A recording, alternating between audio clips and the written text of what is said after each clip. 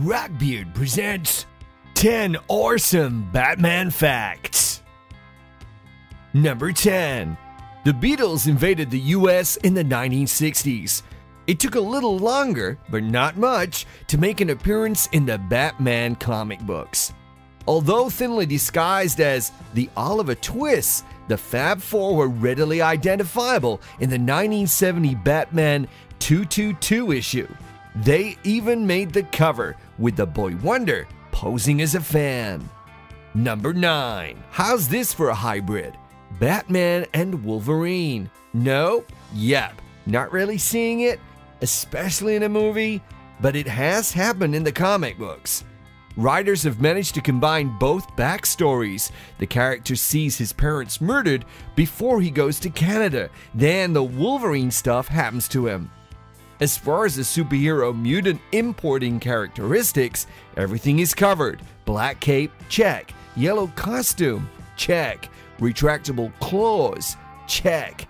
No word on the killer sideburns though, and probably not coming to a theater near you. Number 8. There is only one Batman. Who said it? Let's see. James Gordon? Batman himself. What about Robin? Nope. All wrong. Turns out that there is a city in Turkey named Batman, and its mayor was mighty incensed when the movie franchise usurped his city's name. He even tried to sue the movie-making machine. Unsuccessfully, it turns out. Sorry, Mr. Kalkan. If there is indeed only one Batman, your city isn't it. Number 7. Tragedy could possibly have been prevented if Heath Ledger had not taken the role of the Joker.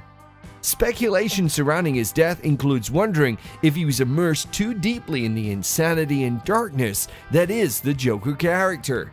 Perhaps he would have been wise to instead take the role of Batman himself. He did meet with Christopher Nolan to discuss the possibility as the casting for Batman Begins was in process. Number 6.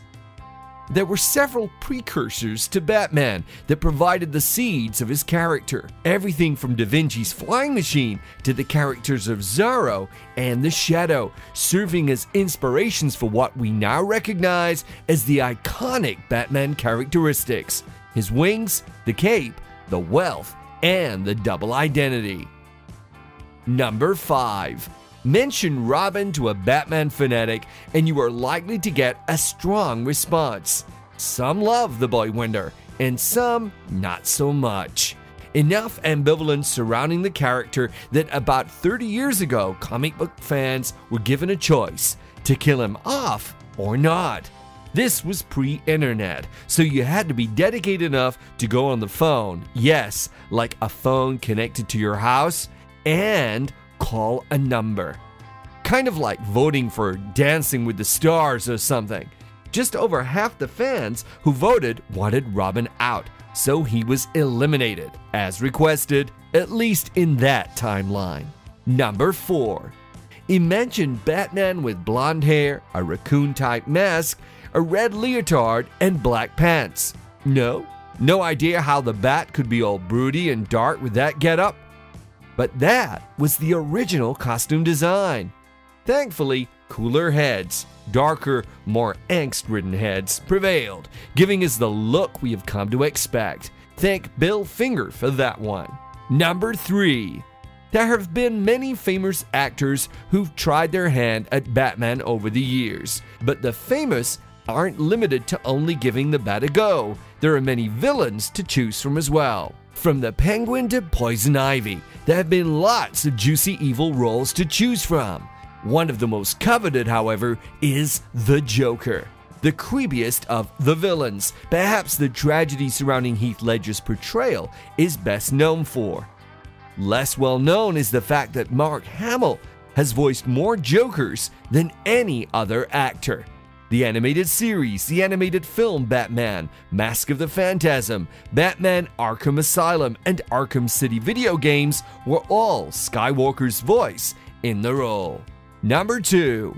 Now for some comic book lore. Movie fans, comic book geeks probably know this already. Why Gotham? Why not New York? Turns out the name evolved. Before Batman had his own comic, he made his debut in the series Detective Comics. In the series, the stories were set in New York, but it wasn't until Batman had his own comic that the name Gotham was introduced. There is still debate about where the name came from. Some say it was from a local jeweler's, but recently those in the know have mentioned that it might actually come from the village in England by that name. In fact, reference to England's Gotham is made directly in a 1996 edition of Batman Comics. Number 1. Andy Warhol made a Batman movie. Surprised?